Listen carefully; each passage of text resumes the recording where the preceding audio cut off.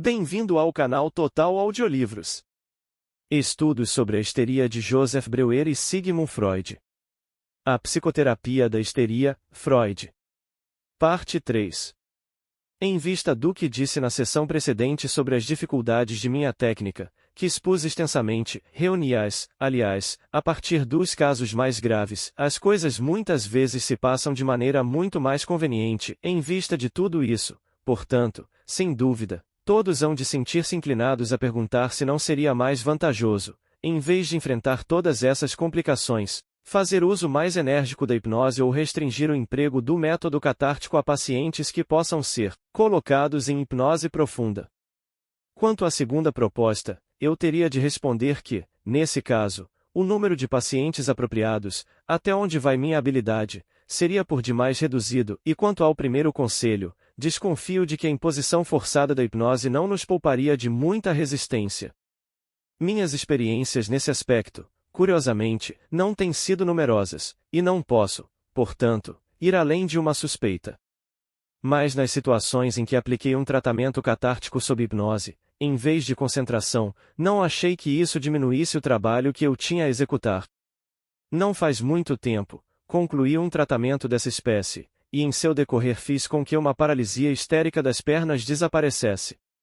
A paciente passava para um estado muito diferente, psiquicamente, do de vigília, e que no aspecto físico se caracterizava pelo fato de que lhe era impossível abrir os olhos ou levantar-se até que eu lhe dissesse em voz alta, e agora, acorde. Não obstante, jamais me defrontei com maior resistência do que nesse caso. Eu não atribuía nenhuma importância a esses sinais físicos, ao aproximar-se o final do tratamento, que durou 10 meses, eles haviam deixado de ser dignos de nota.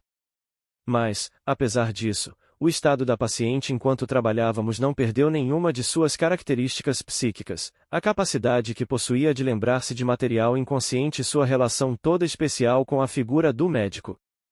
Por outro lado, dei um exemplo, no relato do caso da Sra. M. von N., de um tratamento catártico no mais profundo sonambulismo, no qual a resistência mal chegou a desempenhar qualquer papel.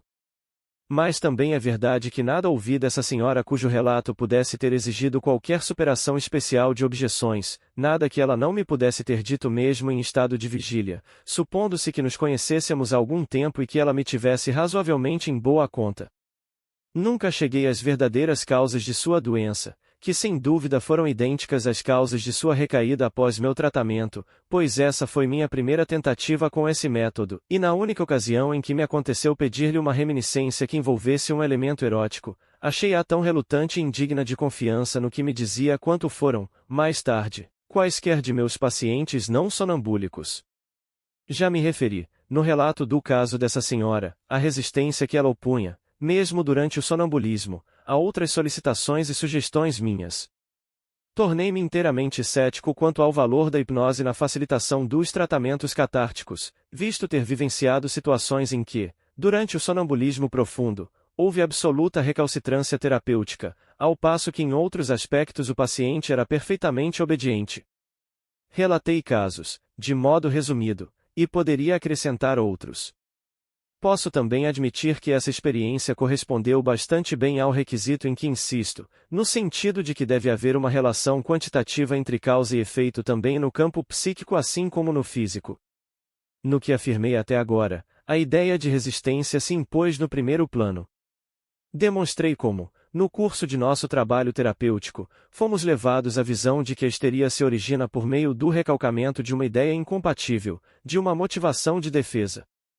Segundo esse ponto de vista, a ideia recalcada persistiria como um traço mnêmico fraco, de pouca intensidade, enquanto o afeto dela arrancado seria utilizado para uma inervação somática. Em outras palavras, a excitação é a convertida a ponto. Ao que parece, portanto, é precisamente por meio de seu recalcamento que a ideia se transforma na causa de sintomas mórbidos, ou seja, torna-se patogênica. Pode-se dar a designação de a histeria de defesa à histeria que exiba esse mecanismo psíquico. Ora, tanto eu como Breuer temos nos referido muitas vezes a duas outras espécies de histeria, para as quais introduzimos as expressões a histeria hipnoide e a histeria de retenção. Foi a histeria hipnoide a primeira de todas a entrar em nosso campo de estudo. Eu não poderia, de fato, encontrar melhor exemplo dessa histeria do que no primeiro caso de Breuer, que encabeça a exposição de nossos casos clínicos. Breuer propôs para esses casos de histeria hipnoide um mecanismo psíquico substancialmente diferente do de defesa por conversão. Segundo a visão de Breuer, o que acontece na histeria hipnoide é que uma ideia se torna patogênica por ter sido recebida durante um estado psíquico especial e permanecido desde o início fora do ego. Portanto, não foi necessária nenhuma força psíquica para mantê-la fora do ego, e nenhuma resistência precisa ser despertada quando a induzimos no ego com a ajuda da atividade mental durante o sonambulismo. E o caso de Ano de fato não mostra nenhum sinal de uma resistência dessa natureza. Considero de tal importância essa distinção que, com base nela, alio-me de bom grado a essa hipótese da existência de uma histeria hipnoide estranhamente, em minha própria experiência, nunca deparei com uma histeria hipnoide autêntica. Todas as que aceitei para tratamento transformaram-se em histerias de defesa. A rigor, não é que eu jamais tenha tido de lidar com sintomas que comprovadamente emergiram durante estados dissociados de consciência, sendo obrigados, por esse motivo, a ficar excluídos do ego.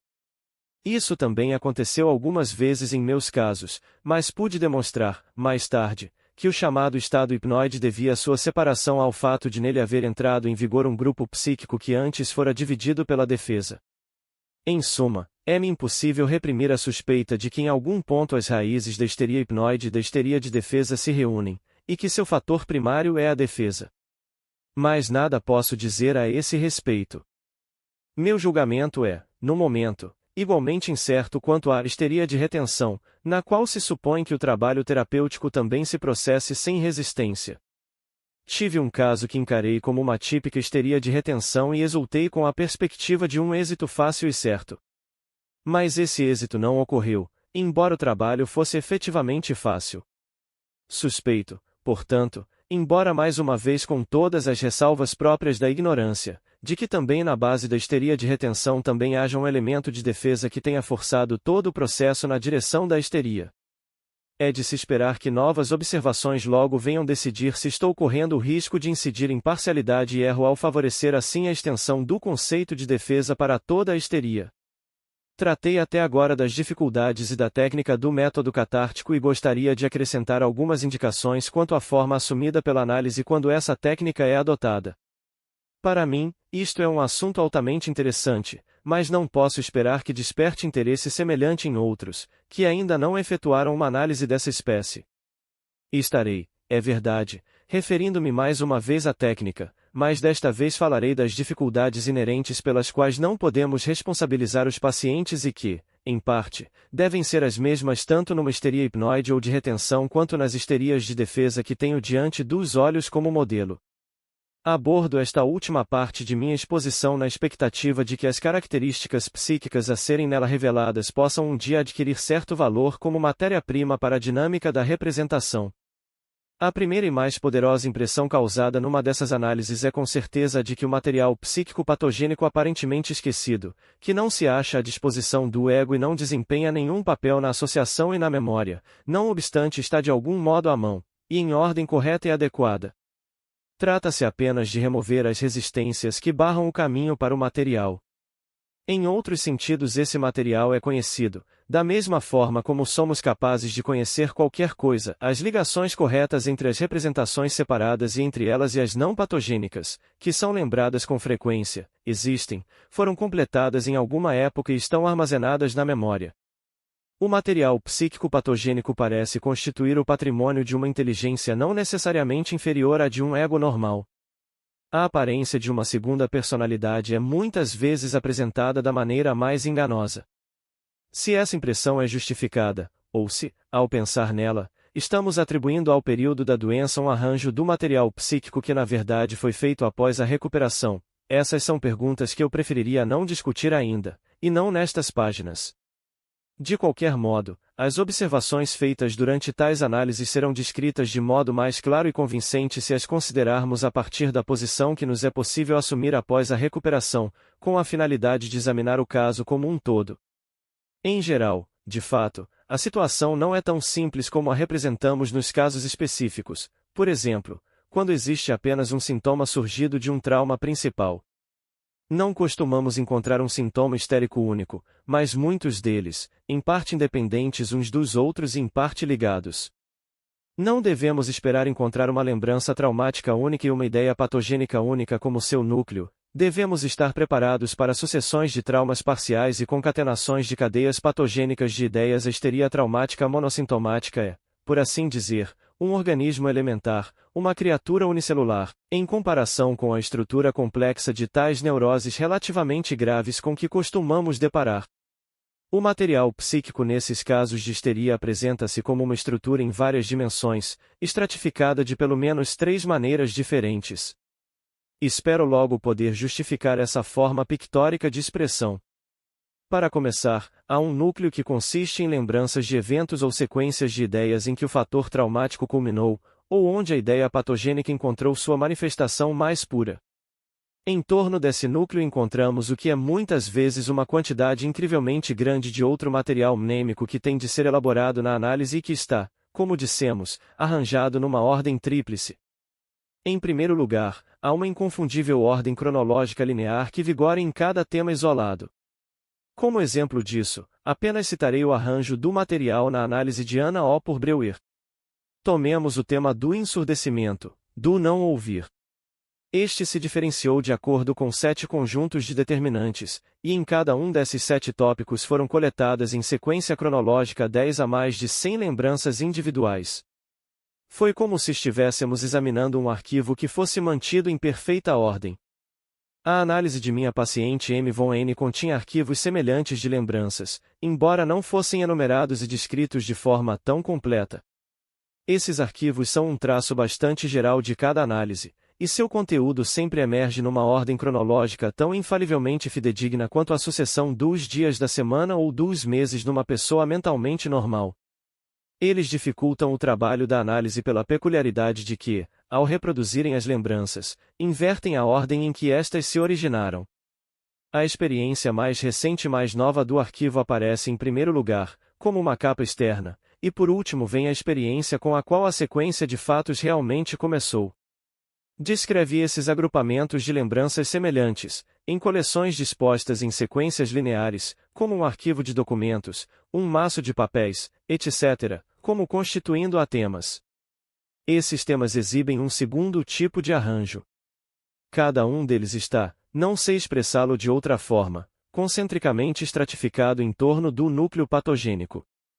Não é difícil dizer o que produz essa estratificação, qual a magnitude decrescente ou crescente que é a base desse arranjo. O conteúdo de cada camada caracteriza-se por um grau igual de resistência, e esse grau aumenta na proporção em que as camadas se acham mais perto do núcleo. Assim, as zonas dentro das quais existe um grau idêntico de modificação da consciência, e os diferentes temas estendem-se através dessas zonas.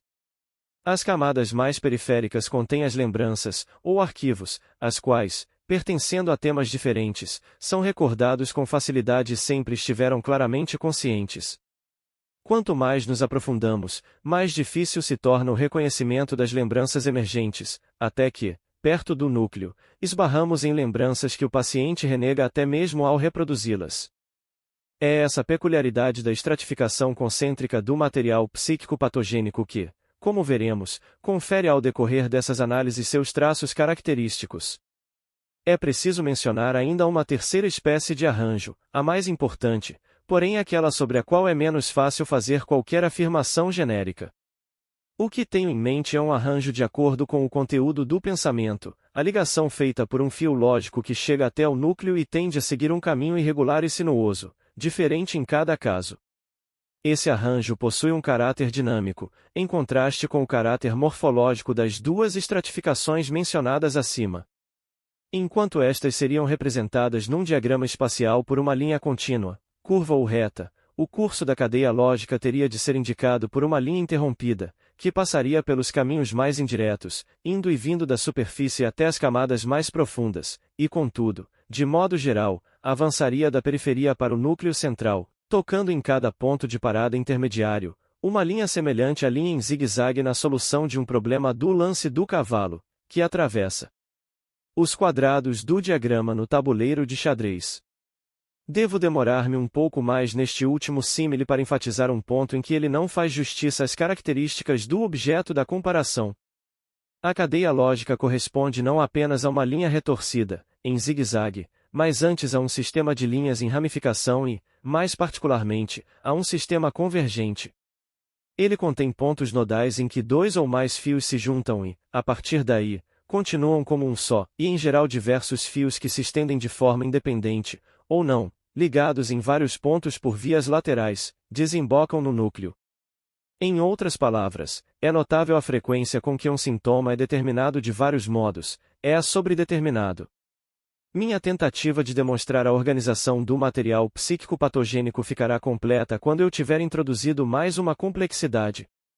Pois é possível que haja mais de um único núcleo no material patogênico, quando, por exemplo, temos de analisar uma segunda irrupção da histeria que possui uma etiologia própria, mas, apesar disso, está ligada a uma primeira irrupção de histeria aguda superada anos antes. É fácil imaginar, quando é esse o caso, quantos acréscimos deve haver nas camadas e linhas de pensamento para estabelecer uma ligação entre os dois núcleos patogênicos. Farei agora um ou dois comentários adicionais sobre o quadro da organização do material patogênico a que acabamos de chegar. Dissemos que esse material se comporta como um corpo estranho, e que também o tratamento atua como a remoção de um corpo estranho do tecido vivo. Estamos agora em condições de ver onde essa comparação fracassa. Um corpo estranho não entra em qualquer relação com as camadas de tecido que o circundam, embora as modifique e exija delas uma inflamação reativa. Nosso grupo psíquico patogênico, por outro lado, não admite ser radicalmente extirpado do ego. Suas camadas externas passam em todas as direções para partes do ego normal e, na realidade, pertencem tanto a este quanto à organização patogênica. Na análise, a fronteira entre os dois é fixada de maneira puramente convencional, ora num ponto, ora em outro, sendo que em alguns lugares não pode em absoluto ser estabelecida. As camadas internas da organização patogênica são cada vez mais estranhas ao ego, porém mais uma vez sem que haja nenhuma fronteira visível em que se inicie o material patogênico. De fato, a organização patogênica não se comporta como um corpo estranho, porém muito mais como um infiltrado. Nesse símile, a resistência deve ser considerada como aquilo que se infiltra. E o tratamento também não consiste em extirpar algo, a psicoterapia até agora não é capaz de fazer isso, mas em fazer com que a resistência se dissolva e assim permitir que a circulação prossiga para uma região que até então esteve isolada. Estou usando aqui diversos símiles, dos quais todos apresentam apenas uma semelhança muito limitada com meu assunto e, além disso, são incompatíveis entre si. Estou ciente disso e não corro o perigo de superestimar seu valor. Mas meu propósito ao utilizá-los é lançar luz de diferentes direções sobre um tópico altamente complexo, que nunca foi representado até hoje. Arriscar-me-ei, portanto, nas páginas seguintes, a introduzir outros símiles da mesma maneira, embora saiba que isso não está livre de objeções. Se fosse possível, depois de um caso ter sido completamente elucidado, mostrar o material patogênico a outra pessoa naquilo que agora sabemos ser organização complexa e multidimensional de tal caso, com razão nos seria perguntado como foi que um camelo como esse passou pelo buraco da agulha.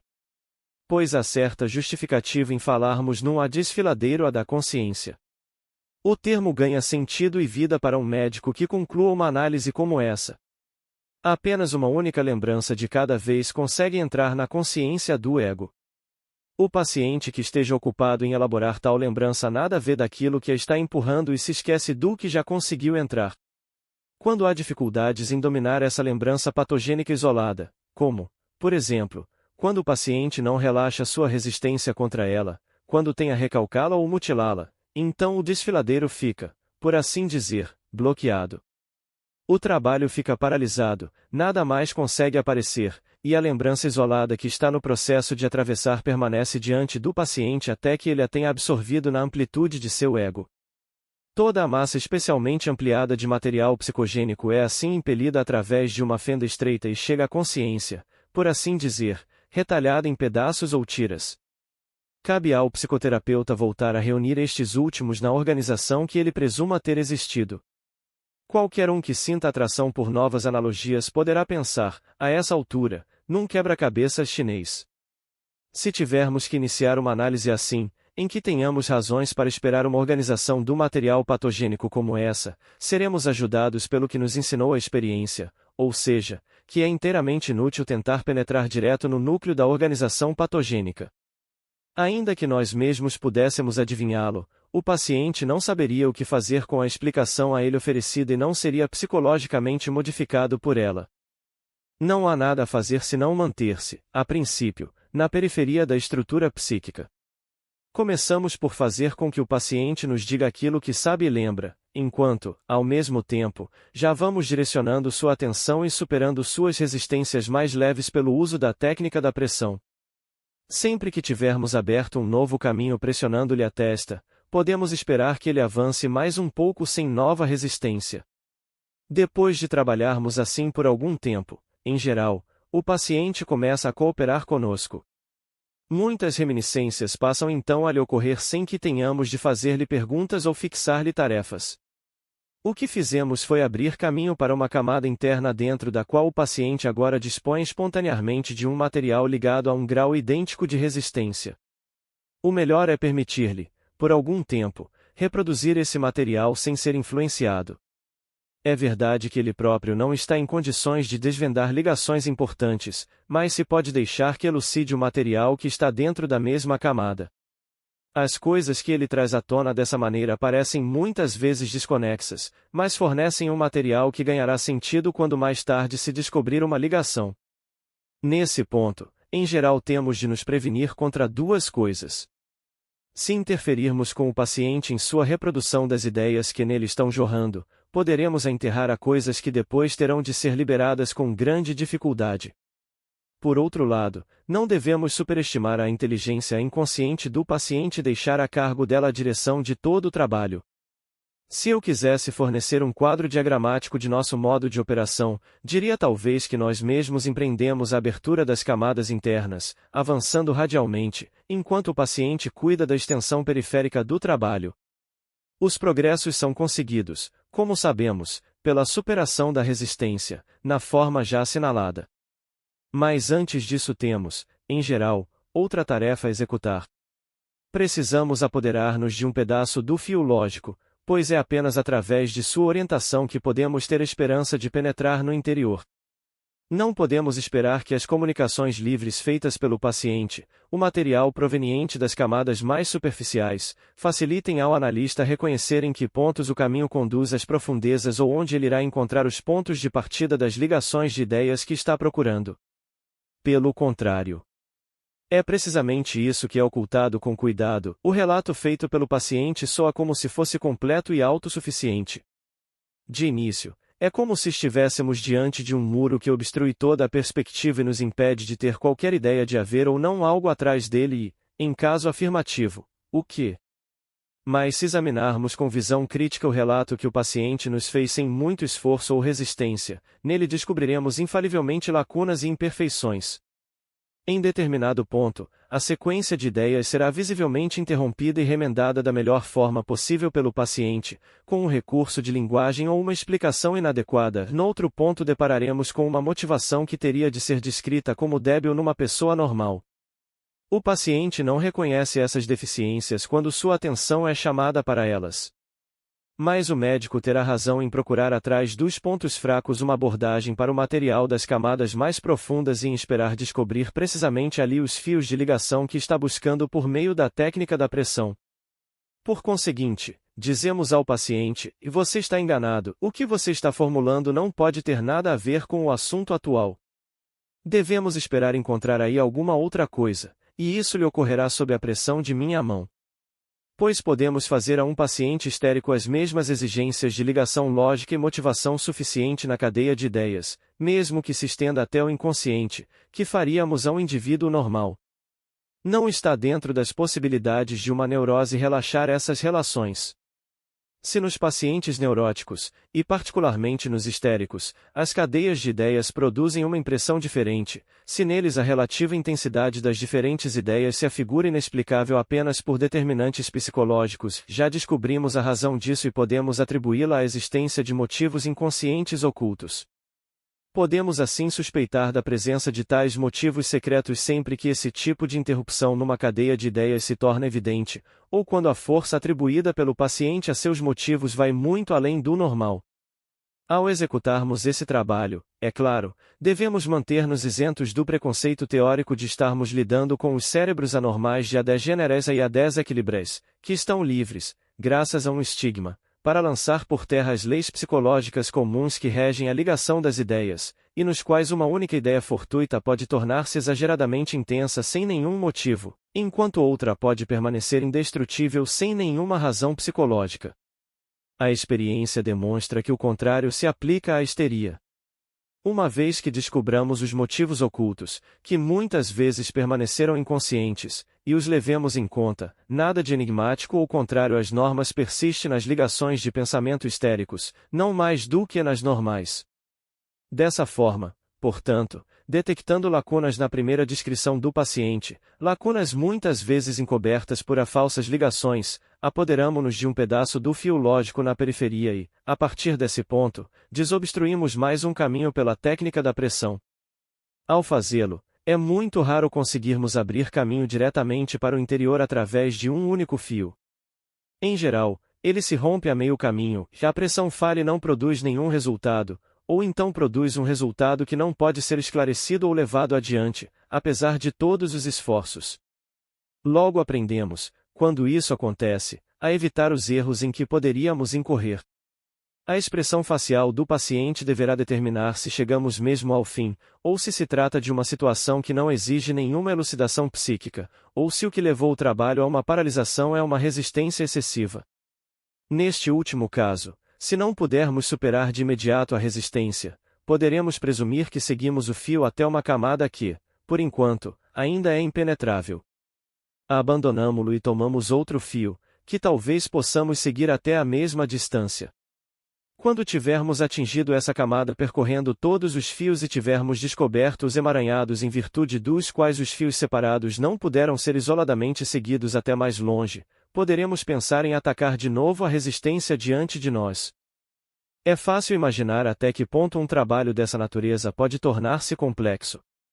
Forçamos nossa entrada nas camadas internas, superando resistências todo o tempo, travamos conhecimento com os temas acumulados numa dessas camadas e com os fios que a atravessam, e experimentamos até que ponto podemos avançar com nossos meios atuais e os conhecimentos que adquirimos, obtemos informações preliminares sobre o conteúdo das camadas seguintes por meio da técnica da pressão, abandonamos fios e os retomamos, seguimos-los até os pontos nodais, constantemente voltamos atrás, e toda vez que perseguimos um acervo de lembranças, somos conduzidos a algum desvio que, não obstante, termina por confluir para o fio inicial. Por esse método, chegamos afinal a um ponto em que podemos parar de trabalhar em camadas e podemos penetrar, por uma trilha principal, diretamente no núcleo da organização patogênica.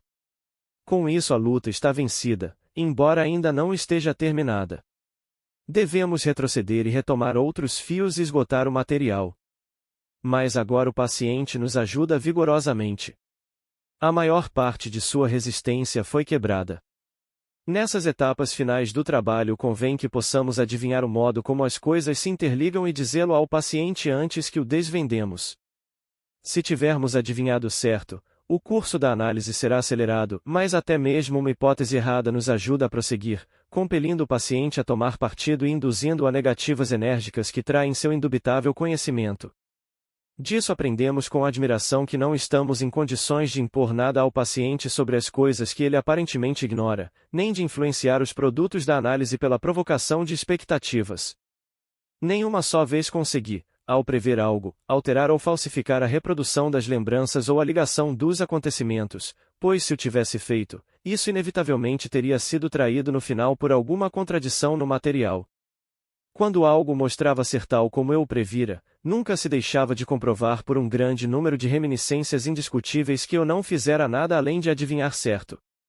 Não precisamos ter medo, portanto, de dizer ao paciente qual pensamos que será sua próxima associação de ideias, isso não causará nenhum dano. Outra observação, constantemente repetida, relaciona-se com as reproduções espontâneas do paciente. Pode-se afirmar que toda reminiscência isolada que emerge durante uma dessas análises tem importância. A rigor, a intromissão de imagens mnêmicas irrelevantes, que estejam associadas por acaso, de uma forma ou de outra, às imagens importantes, jamais ocorre. Uma exceção que não contradiz essa regra pode ser postulada quanto às lembranças que, apesar de destituídas de importância em si mesmas, são indispensáveis como pontes, no sentido de que a associação entre duas lembranças importantes só pode ser feita através delas. O prazo durante o qual uma lembrança permanece no estreito desfiladeiro diante da consciência do paciente está, como já foi explicado, em proporção direta com sua importância.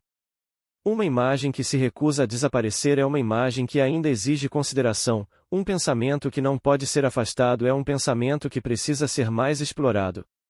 Além disso, uma lembrança nunca retorna uma segunda vez depois de ter sido trabalhada, a imagem que foi eliminada pela fala não volta a ser vista.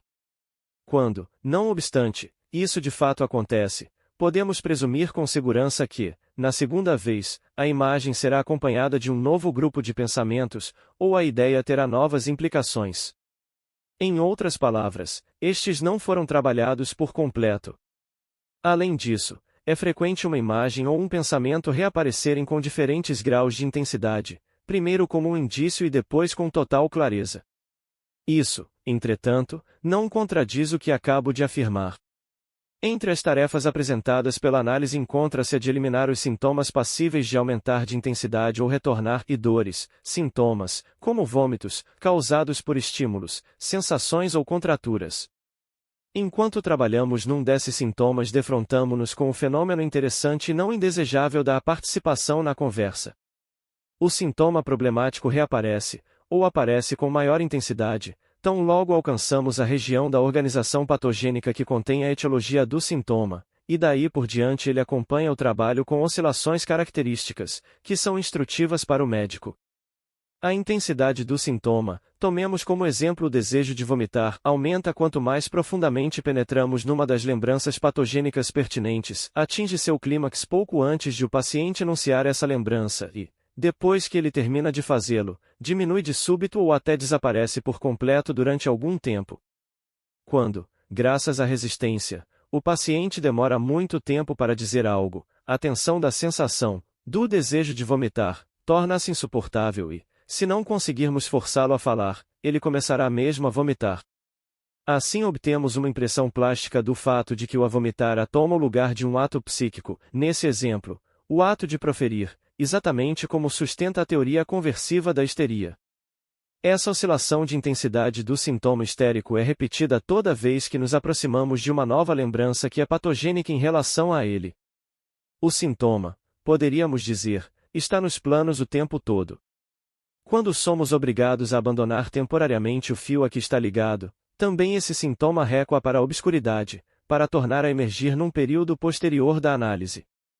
Isso continua até que a elaboração do material patogênico tenha eliminado o sintoma de uma vez por todas. Em tudo isso, a rigor, o sintoma histérico de modo algum se comporta de modo diferente da imagem mnêmica ou da ideia reproduzida que invocamos sob a pressão da mão.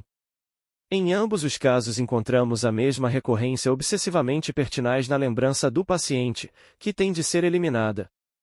A diferença está apenas no surgimento aparentemente espontâneo dos sintomas histéricos, ao passo que, como nos recordamos muito bem, nós mesmos provocamos as cenas e ideias de fato. Contudo, há uma sequência ininterrupta que se estende desde os resíduos mnêmicos não modificados das experiências e atos de pensamento afetivos até os sintomas histéricos, que são símbolos mnêmicos dessas experiências e pensamentos. O fenômeno dos sintomas histéricos que participam da conversa durante a análise envolve um inconveniente de ordem prática, com o qual devemos poder reconciliar o paciente. É inteiramente impossível efetuar a análise de um sintoma de uma só vez, ou distribuir os intervalos de nosso trabalho de modo a se ajustarem com precisão às pausas no processo de lidar com o sintoma.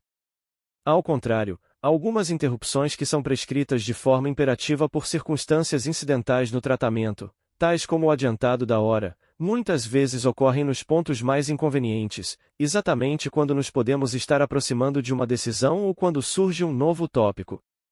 Qualquer leitor de jornal tem a mesma desvantagem ao ler o capítulo diário de sua história seriada, quando, logo após a fala decisiva da heroína, ou depois de o tiro haver ecoado, ele se defronta com as palavras, continua no próximo número. Em nosso próprio caso, o tópico que foi levantado, mas não abordado, o sintoma que temporariamente se intensificou e ainda não foi explicado, persiste na mente do paciente e talvez possa perturbá-lo mais do que fazia até então. Ele terá apenas que lidar com isso da melhor forma possível, pois não existe outra maneira de organizar as coisas.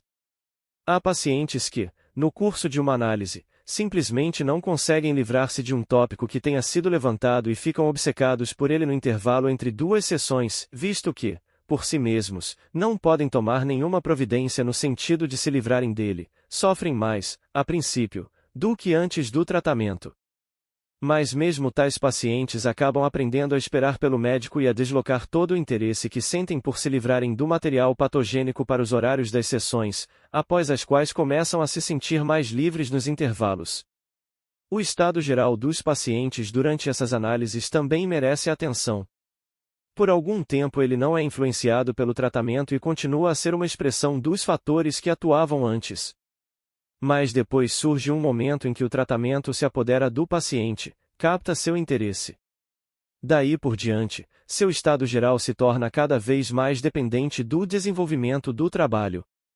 Sempre que uma coisa nova é elucidada ou se atinge um estágio importante do processo da análise, também o paciente se sente aliviado e desfruta de um antegozo, por assim dizer, da sua libertação iminente. Todas as vezes que o trabalho se paralisa e há uma ameaça de confusão, aumenta o fardo psíquico que oprime o paciente, e seu sentimento de infelicidade e sua incapacidade para o trabalho se tornam mais intensos.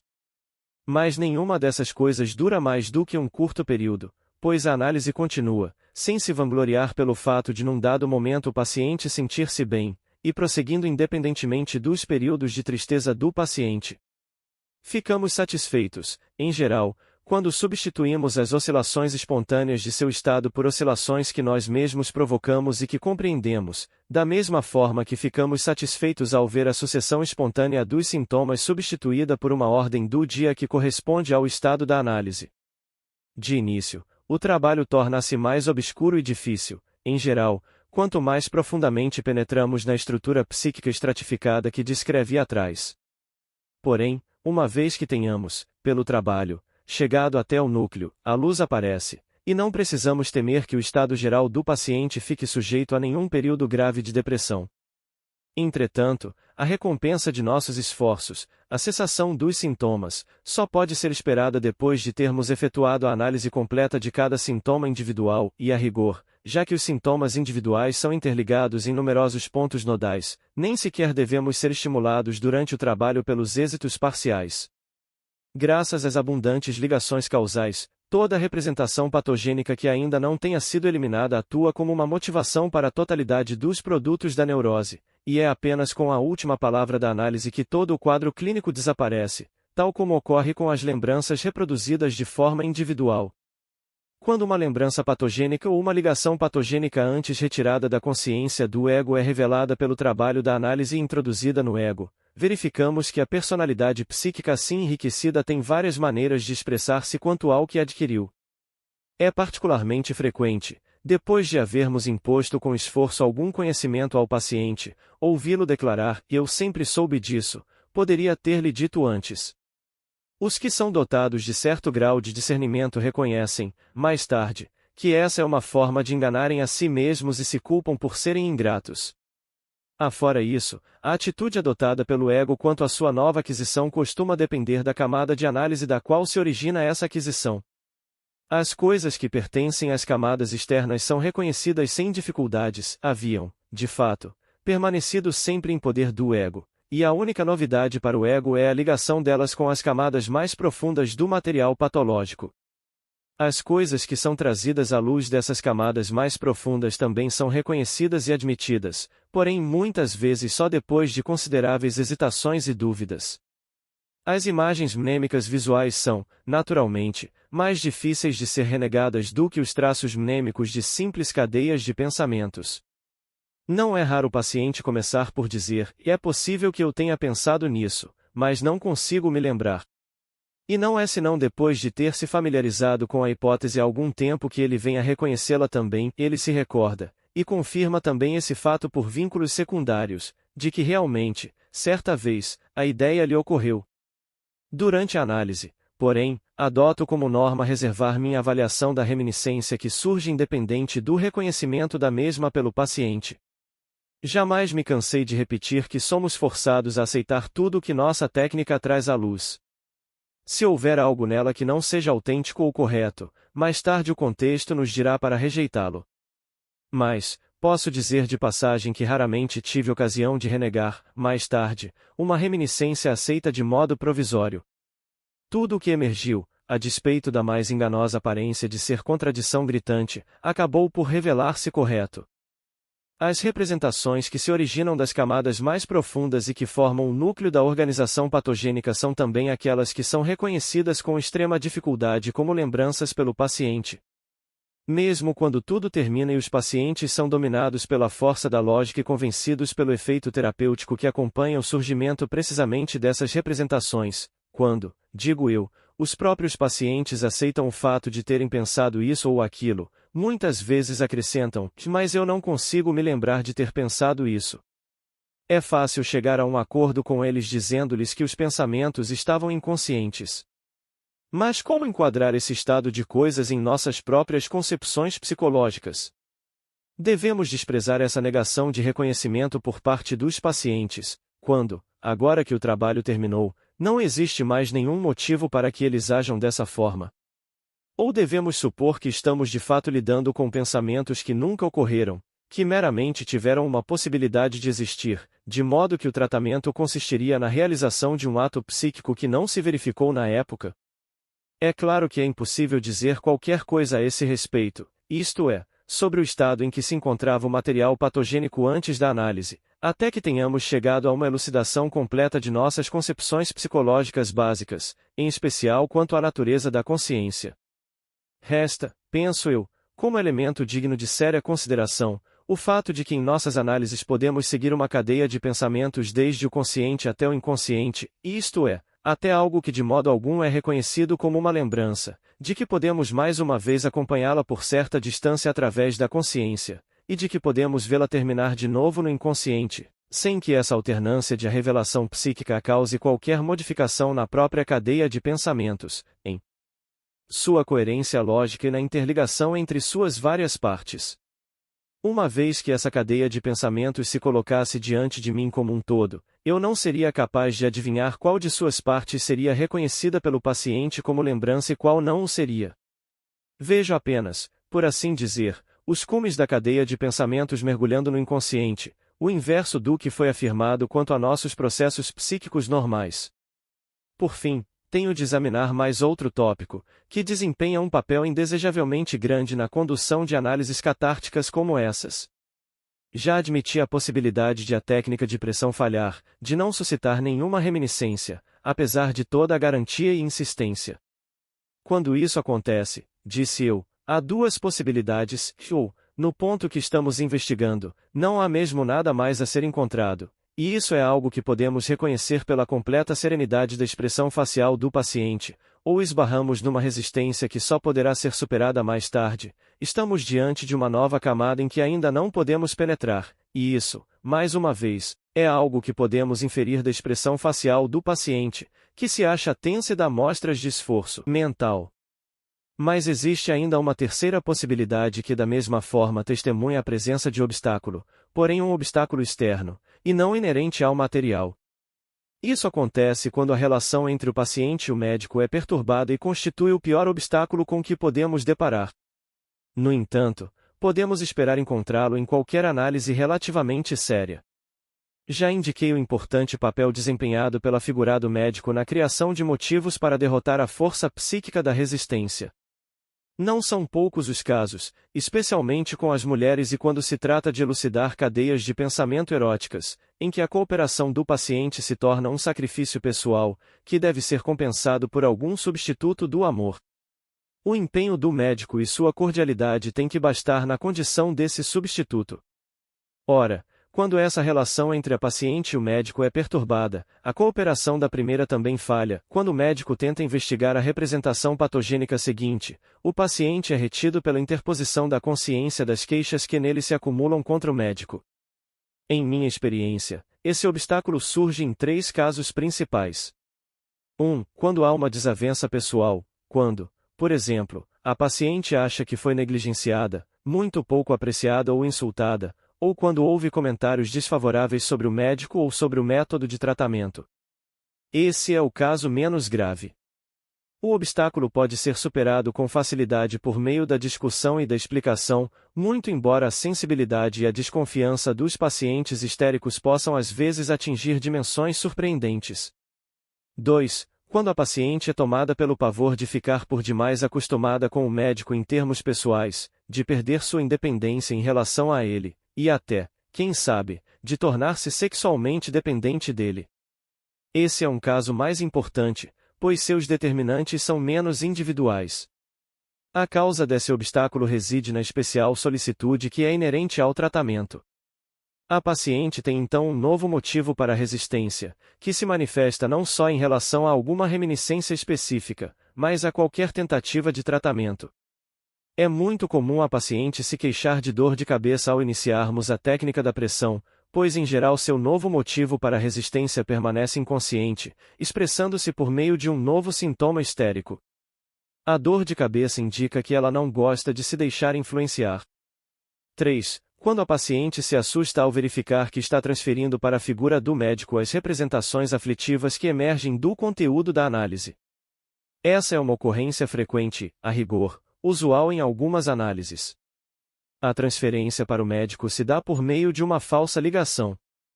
Preciso fornecer um exemplo disso. Numa de minhas pacientes, a origem de um sintoma histérico específico estava num desejo, que ela tivera muitos anos antes e relegara de imediato ao inconsciente, de que o homem com quem conversava na ocasião ousasse tomar a iniciativa de lhe dar um beijo. Numa ocasião, ao fim de uma sessão, surgiu nela um desejo semelhante a meu respeito. Ela ficou horrorizada com isso, passou uma noite insone e, na sessão seguinte, embora não se recusasse a ser tratada, ficou inteiramente inutilizada para o trabalho. Depois de eu haver descoberto e removido o obstáculo, o trabalho prosseguiu e, vejam só, o desejo que tanto havia assustado a paciente surgiu como sua próxima lembrança patogênica, aquela que era exigida pelo contexto lógico imediato. O que aconteceu, portanto, foi isto: o conteúdo do desejo apareceu, antes de mais nada, na consciência da paciente, sem nenhuma lembrança das circunstâncias contingentes que o teriam atribuído a uma época passada. O desejo assim presente foi então, graças à compulsão a associar que era dominante na consciência da paciente, ligado à minha pessoa, na qual a paciente estava legitimamente interessada, e como resultado dessa mesalliance, que descrevo como uma falsa ligação, provocou-se o mesmo afeto que forçara a paciente, muito tempo antes, a repudiar esse desejo proibido. Desde que descobri isso, tenho podido, todas as vezes que sou pessoalmente envolvido de modo semelhante, presumir que uma transferência e uma falsa ligação tornaram a ocorrer. Curiosamente, a paciente volta a ser enganada todas as vezes que isso se repete. É impossível concluir qualquer análise a menos que saibamos como enfrentar a resistência que surge por essas 3 maneiras. Mas podemos encontrar um meio de fazê-lo se resolvermos que esse novo sintoma, produzido com base no modelo antigo, deve ser tratado da mesma forma que os sintomas antigos. Nossa primeira tarefa é tornar o obstáculo consciente para o paciente. Numa de minhas pacientes, por exemplo, de repente a técnica da pressão falhou. Eu tinha razões para supor que havia uma representação inconsciente do tipo antes mencionado no item 2, e tentei primeiro lidar com essa representação pegando a paciente de surpresa. Disse-lhe que deveria ter surgido algum obstáculo à continuação do tratamento, mas que a técnica da pressão tinha pelo menos o poder de mostrar-lhe qual era esse obstáculo. Pressionei sua cabeça e ela disse, admirada, estou vendo o senhor sentado aqui na cadeira, mas isso é absurdo. Que pode significar? Pude então dar-lhe os esclarecimentos. Numa outra paciente, o obstáculo costumava não aparecer diretamente como resultado de minha pressão, mas eu sempre conseguia descobri-lo levando a paciente de volta ao momento em que ele se havia originado. A técnica da pressão jamais deixou de nos trazer de volta a esse momento. Quando o obstáculo era descoberto e demonstrado, a primeira dificuldade era removida do caminho. Mas persistia outra maior, que estava em induzir a paciente a produzir informações que dissessem respeito a relações aparentemente pessoais e onde a terceira pessoa coincidisse com a figura do médico. A princípio, fiquei muito aborrecido com esse aumento de meu trabalho psicológico, até que percebi que o processo inteiro obedecia a uma lei, e então notei também que esse tipo de transferência não trazia nenhum aumento significativo para o que eu tinha de fazer. Para a paciente, o trabalho continuava a ser o mesmo, que ela precisava superar o afeto aflitivo despertado por ter sido capaz de alimentar aquele desejo sequer por um momento, e parecia não fazer nenhuma diferença para o êxito do tratamento que ela fizesse desse repúdio psíquico o tema de seu trabalho no contexto histórico, ou na recente situação relacionada comigo.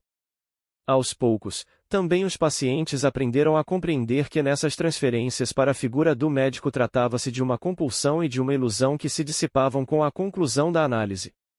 Creio, porém, que se lhes tivesse deixado de esclarecer a natureza do obstáculo, eu simplesmente lhes teria dado um novo sintoma histérico, embora, é verdade, mais brando, em troca de outro que fora espontaneamente gerado.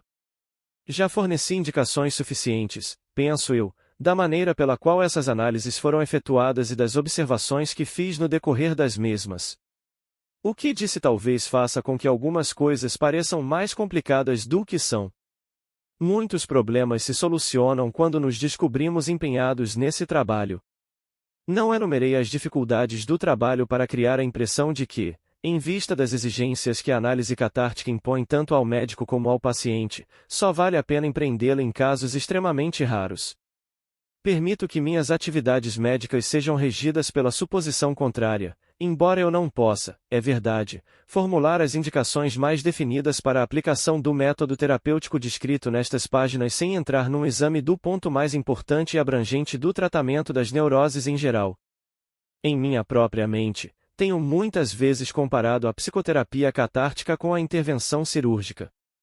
Tenho descrito meus tratamentos como operações psicoterapêuticas e tenho exposto sua analogia com a abertura de uma cavidade cheia de pus, a raspagem de uma região cariada, etc. Uma analogia como essa justificasse menos pela remoção do que é patológico do que pela criação de condições que tenham maior probabilidade de conduzir o avanço do processo no sentido de recuperação. Quando prometo a meus pacientes ajuda ou melhora por meio de um tratamento catártico, muitas vezes me defronto com a seguinte objeção: e ora, o senhor mesmo me diz que minha doença provavelmente está relacionada com as circunstâncias e os acontecimentos de minha vida. O senhor, de qualquer maneira, não pode alterá-los. Como se propõe a ajudar-me, então? E tem-me sido possível dar esta resposta: sem dúvida o destino acharia mais fácil do que eu aliviá-lo de sua doença. Mas você poderá convencer-se de que haverá muito a ganhar se conseguirmos transformar seu sofrimento histérico numa infelicidade comum. Com uma vida mental restituída à saúde, você estará mais bem armado contra essa infelicidade. Obrigado por visitar o canal Total Audiolivros.